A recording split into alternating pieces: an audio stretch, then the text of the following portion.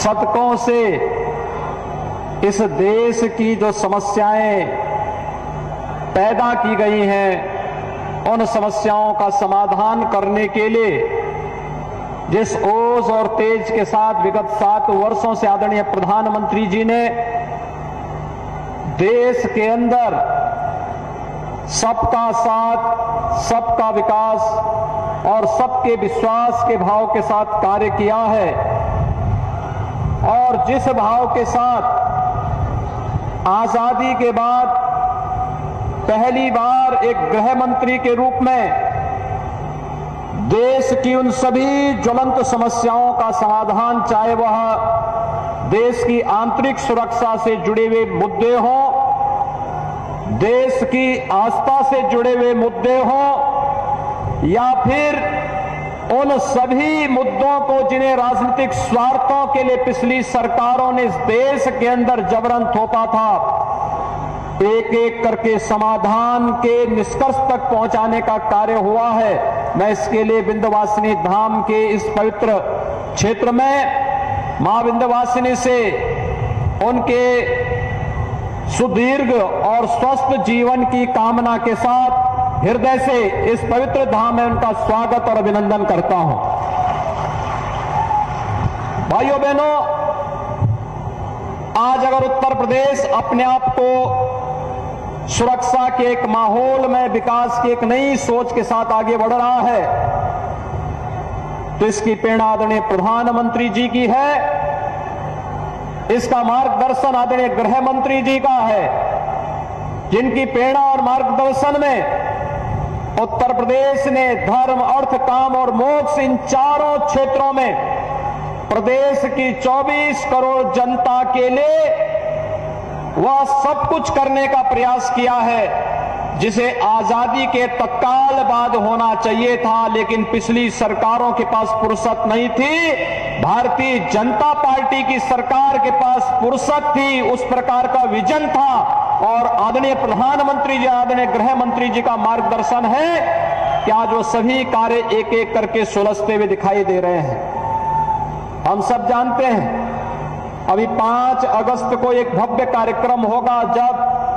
आदरणीय प्रधानमंत्री जी के द्वारा एक दिन में 1 करोड़ लोगों को अन्न वितरण के कार्यक्रम का शुभारंभ होगा। अन्न उत्सव का कार्यक्रम उत्तर प्रदेश के अंदर 5 अगस्त को होगा।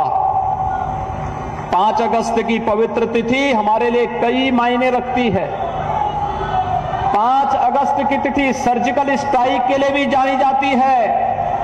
5 अगस्त की तिथि कश्मीर के कलंक धारा 370 को समाप्त करने के लिए भी जानी जाती है, और 5 अगस्त की तिथि सैकड़ों वर्षों की गुलामी को बताते हैं अयोध्या में भगवान श्री राम के भव्य मंदिर के कार्य का आदरणीय प्रधानमंत्री जी के कर कमलों से शुभारंभ के लिए भी जाना जाता है। और इसलिए भाइयों बहनों, 5 अगस्त की उस तिथि का कार्यक्रम भी अलग अलग तिथि में आपने देखा होगा, कैसे एक तिथि को इतिहास के अमिट अक्षरों में, स्वर्ण अक्षरों में लिख दिया गया है।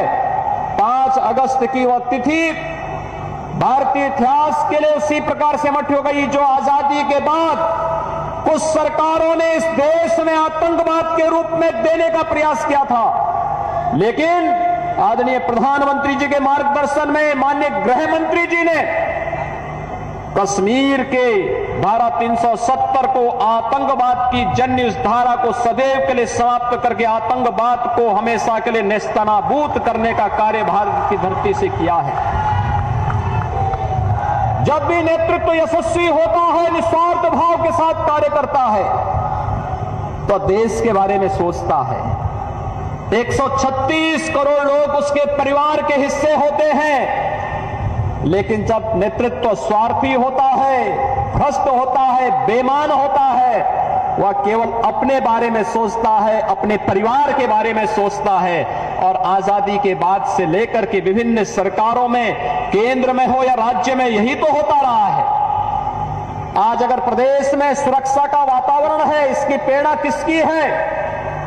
पहले दिन से ही आदरणीय प्रधानमंत्री जी ने भी और आदरणीय गृह मंत्री जी उस समय अध्यक्ष, राष्ट्रीय अध्यक्ष थे, तब भी उन्होंने इस बारे में कहा था प्रदेश के अंदर अपराध और अपराधियों के प्रति जीरो टॉलरेंस की नीति के तहत कार्य होना चाहिए। किसी व्यापारी का, किसी नागरिक का उत्पीड़न कतई नहीं होना चाहिए। हर एक व्यक्ति को न्याय मिले, सरकार का यह ध्येय होना चाहिए।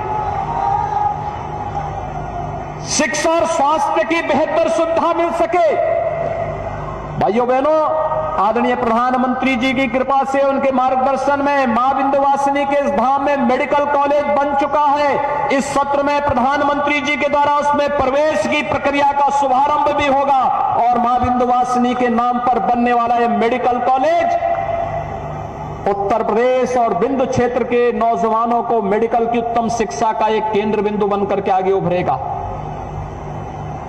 पर्यटन के क्षेत्र में कितनी संभावनाएं उत्तर प्रदेश के अंदर हैं, कोई नहीं पहले बोलता था।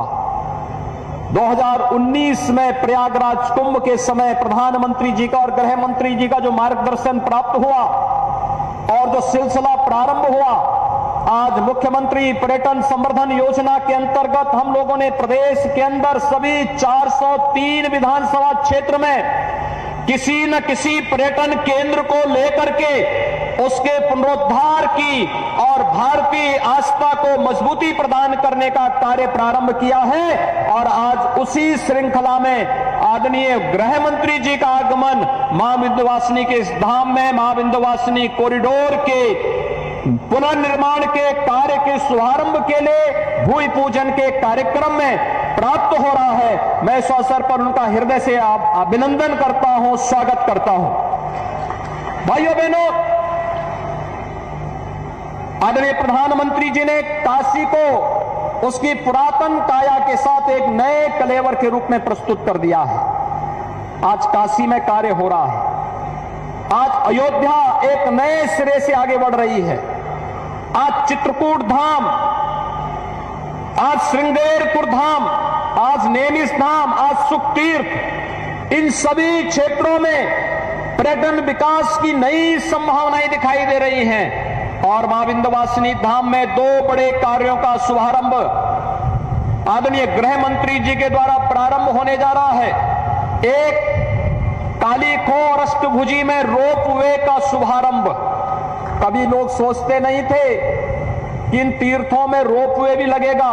उत्तर प्रदेश में रोपवे की कोई कल्पना ही नहीं करता था, लेकिन आज पर्यटन विभाग की तरफ से रोपवे का निर्माण का कार्य भी आदरणीय गृह मंत्री जी के कर कमलों से थोड़ी देर में प्रारंभ हो जाएगा।